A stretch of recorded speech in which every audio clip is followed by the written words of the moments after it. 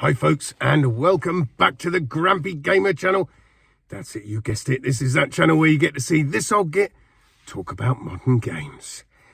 Now, I apologise in advance, folks. I've still got the dreaded man flu, so if I'm coughing and spluttering, I do apologise. I will try and die as peacefully as possible. So, for today's in-car comments, well, some sad news I heard last night that First Contact Entertainment, the people that made Firewall Ultra, are closing their doors. That's it, company's finished. Which came as a bit of a shock to me, actually, because it was only a week ago, something like that. They released the latest update for the game with a new contractor, etc. Yeah, so quite a shock. But it made me think a little bit deeper about what's going on. Now, we know that Firewall Ultra had massive issues on release. I bought the game day one. I played it for a couple of days.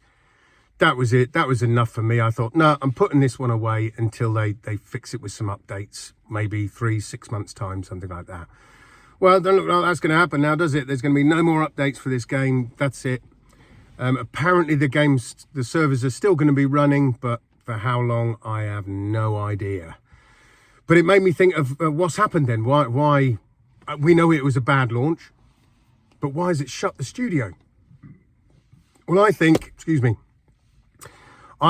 just some of the game mechanics themselves made it very unpopular. I mean, let's face it, this is a VR game, and they implemented flat screen game mechanics into it, which was just a ridiculous idea in the first place. I don't know whether they did this out of pure laziness or they actually thought it was a good idea. Maybe a bit of both, I don't know. And what I'm talking about is things like when you're swapping guns.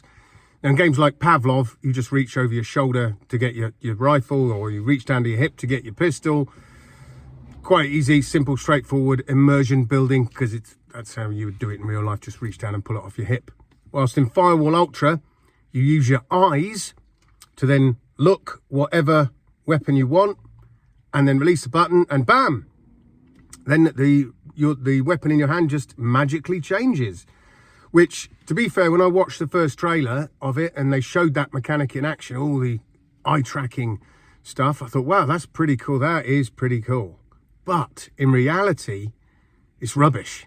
It just breaks the immersion completely. And even worse, grenade throwing is just laughable. So instead of just pulling a grenade off your vest, pulling the pin and throwing it, oh, no.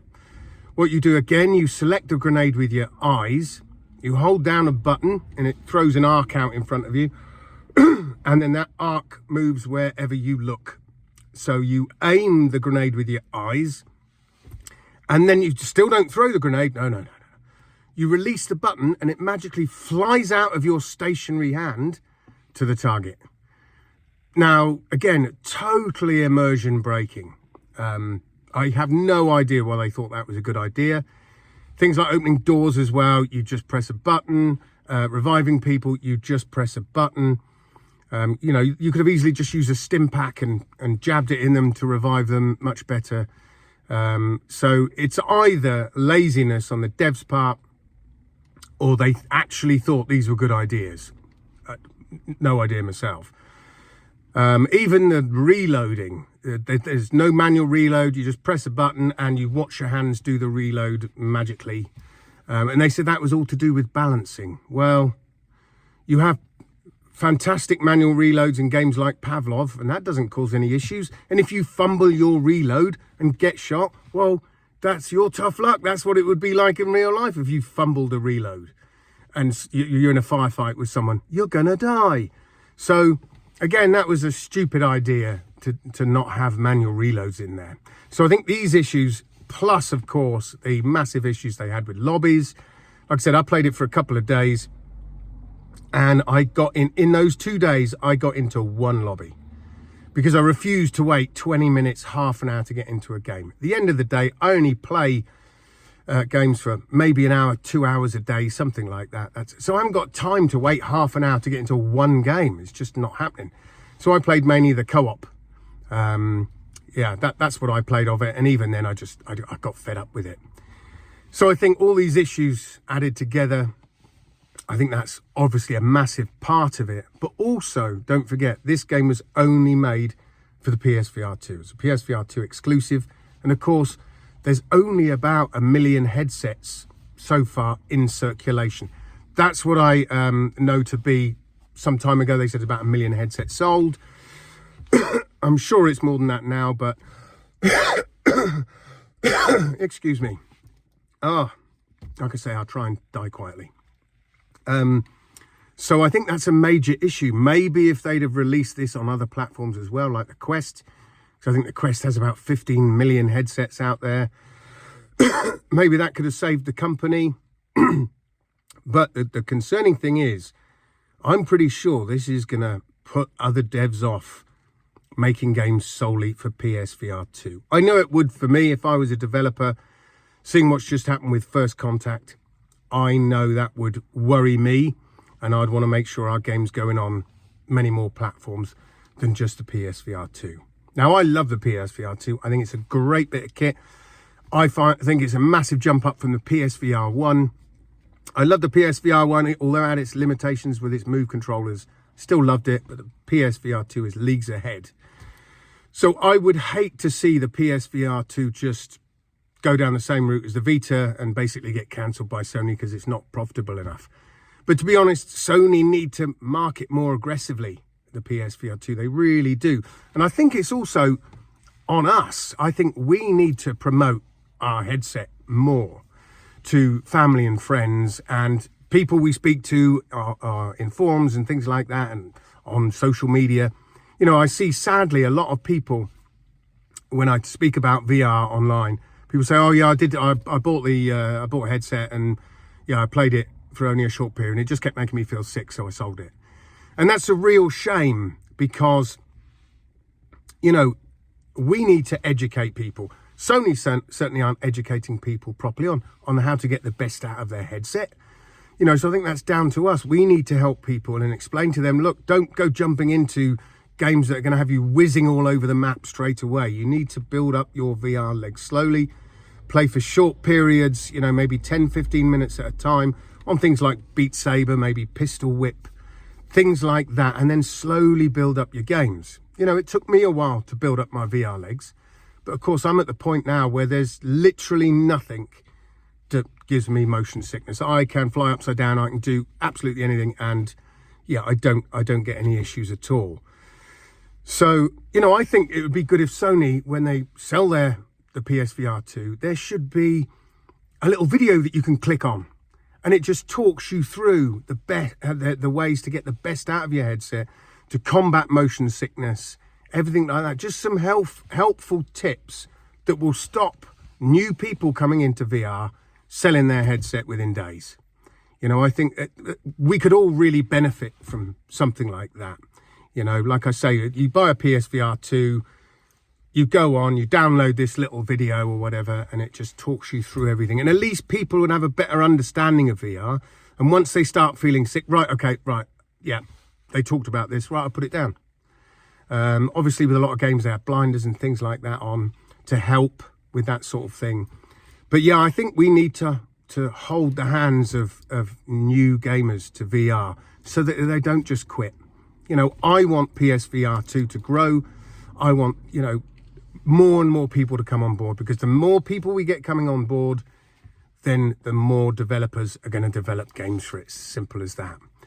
I'm reluctant to get a Quest 3. I probably am going to get one sometime next year. Just want to see what all the fuss is about. But for me, I don't like the idea of having to have a Facebook account, purely because my last Facebook account I'd had for years got hacked. That's it. The account's gone. I can't have it back. So that concerns me. And that's one of the major reasons why I didn't get a Quest. But I'm probably going to pick up a Quest 3 some point next year when there's more games that I'm interested in. I'm interested in looking at mixed reality, although I think that's a bit gimmicky. But I'm interested in having a look at it. And games that are only coming out on the Quest, that aren't coming out on PSVR 2, then I'd look to play them. But that's going to be sometime next year, I expect. But I would still keep my PSVR 2 as my main headset, and I would hate to see it disappear. I think personally we've had a fantastic first 10 months of the headset, plenty of games. Yes, there's some rubbish old Quest ports, but there's some great games on there, and I've been having an absolute blast. In fact, at the end of the year, I'm going to do my final roundup of all the games that I have played, that I bought for the PSVR 2, and go through which are my favourites. So I'll do that for the end of the year. That will go up on New Year's Eve. Now, the next thing I want to discuss, got to put a disclaimer in, guys, that take this with a massive, massive pinch of salt, okay? So you little fragile snowflakes, don't go reporting my video. Take it with a pinch of salt. It's only a rumour I've heard. Quite a concerning rumour. I don't think it's true, but I've heard that Microsoft is already looking to move away from the Xbox Series X and S. They've said they're not doing a mid-gen refresh. No, what they're going to do is bring out basically the 10th gen console in the next 18 months, apparently. Now, I think this is nonsense, but it got me thinking of, wow, if I only had an Xbox and suddenly this came about, I'd be fuming, because let's face it, this generation has barely got going yet with games, especially on the Xbox. You know, look at the exclusives that they've had so far. Not many bangers there. So if I only had an Xbox and then they suddenly announced, oh, the 10th gen Xbox is coming out soon, so you got to buy that one. What? I would honestly be fuming. Now, you may have seen that there's been some rumours also about the, not so much a mid-gen refresh, but the latest Xbox Series X. It was cylindrical. I think it had a 2 terabyte hard drive, I think, and it's digital only.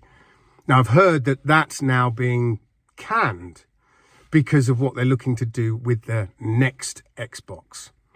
But like I say, take this all with a massive pinch of salt. I don't think it's going to happen. I think Microsoft would be foolish to do this. I think it would upset a lot of people. Like I said, I know it would definitely upset me.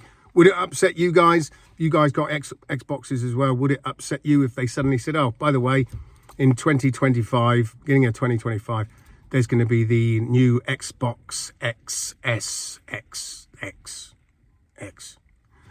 Would you be upset by it? Like I say, I know I would.